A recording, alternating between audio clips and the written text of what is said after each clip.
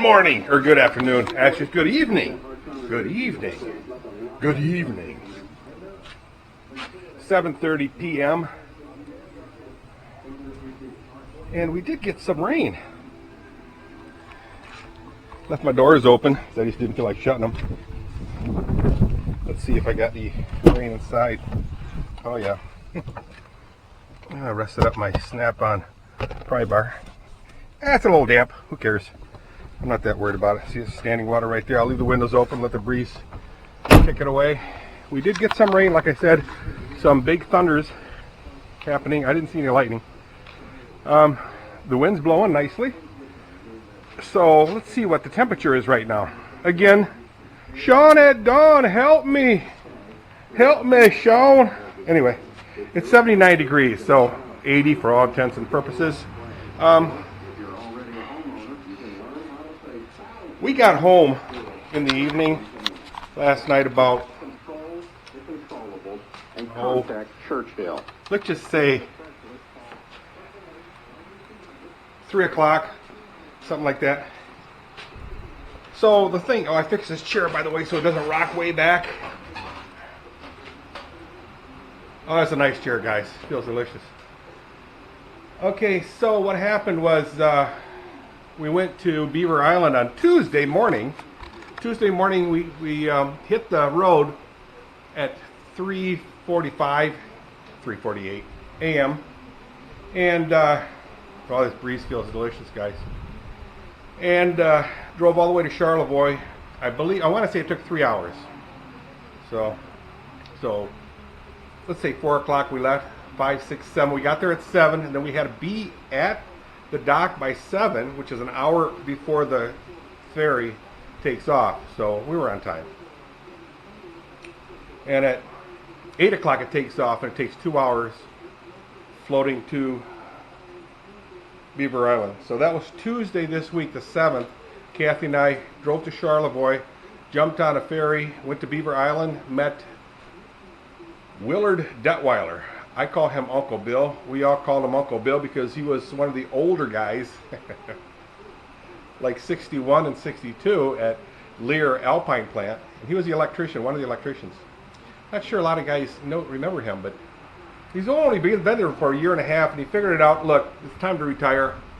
He had some land on Beaver Island, 38 acres. He sold off 20, so he was left with two 10-acre lots. He sold two 10-acre lots, so he was left with an 18-acre. Perfect.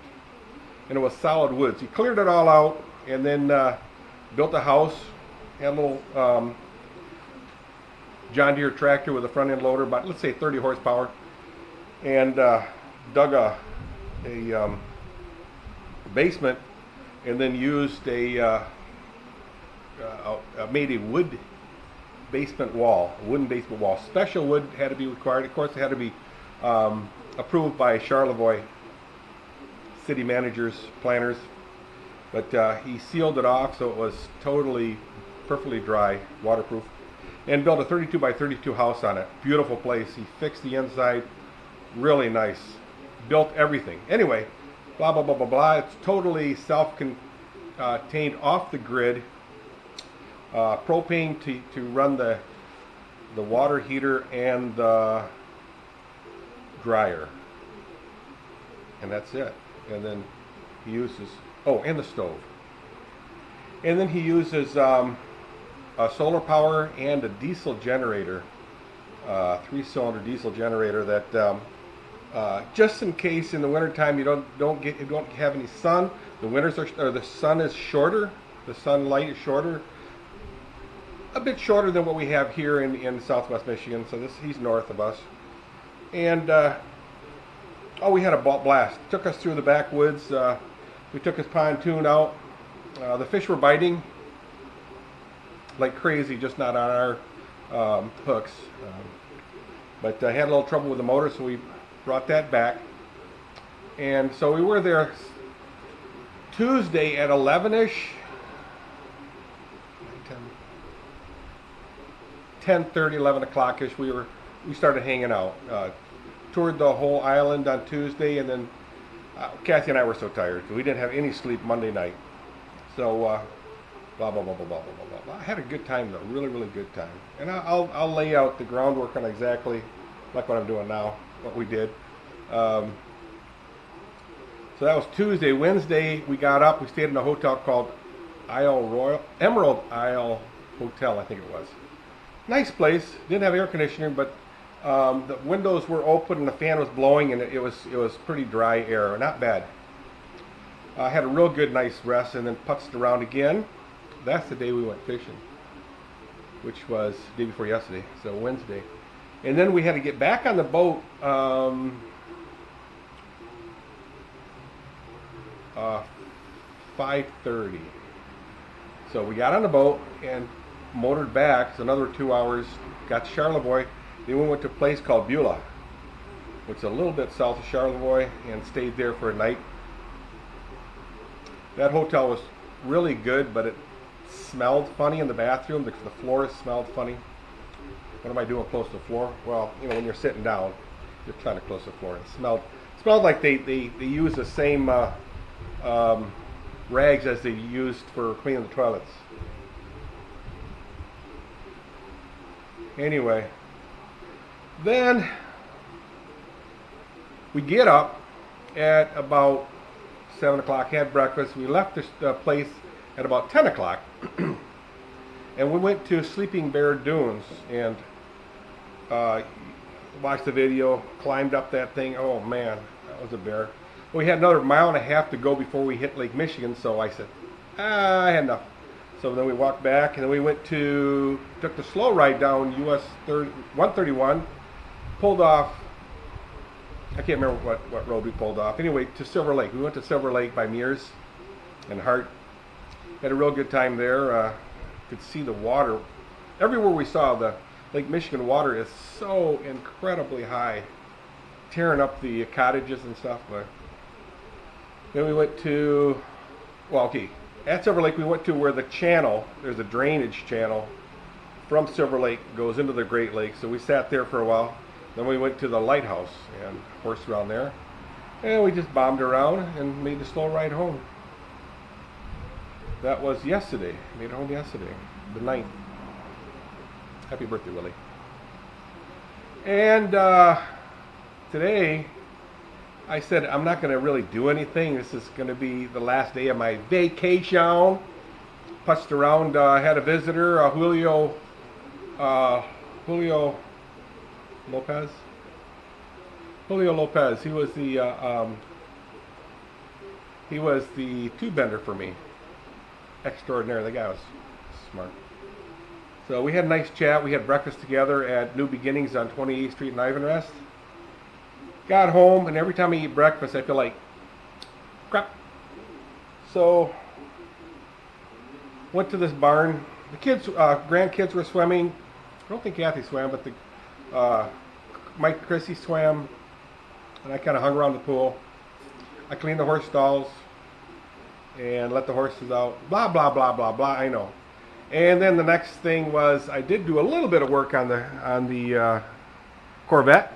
So, well, what did you do, Dirk? Did you ask? Well, I had 3 of the old spark plugs in because I needed to know, yes, I could do it. So these 3 here, and this one here I just brought. Oops, shoot! I'm not even pointing at it. That's why I keep looking at the camera. Where are you pointing at? Looking at my chest there. These 3 were in. This one I just took for just to look at.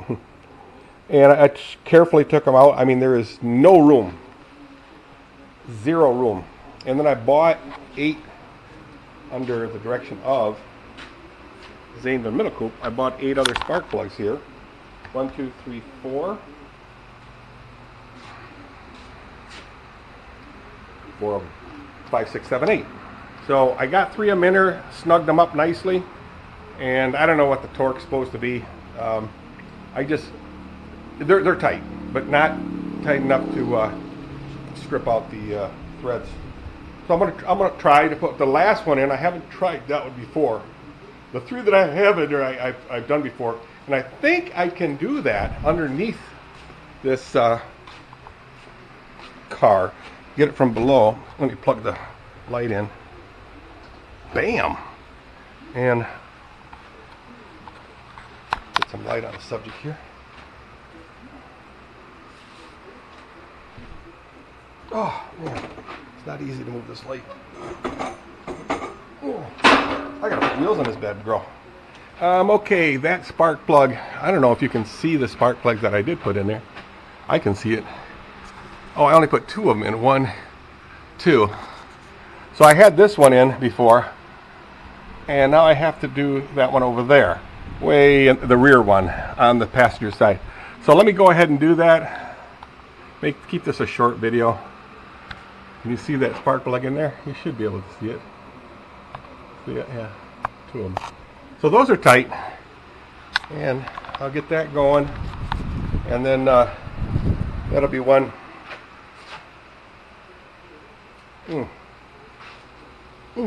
I got a little dinky hanky nail in my pinky, drive me crazy. So I'll go ahead and do that. The next 2, snug them up, and see what I can do with the other side. At least get myself set up for tomorrow. So tomorrow will be a full day on the car. Putting the spark plugs in, and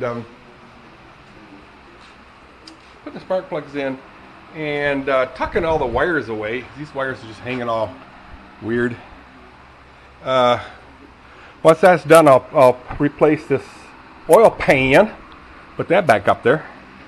And another project I got is I really like these sandals here, and especially because they smell like horses. Actually, they don't, but sometimes I use this in the horse stall. But check them out; they're coming apart.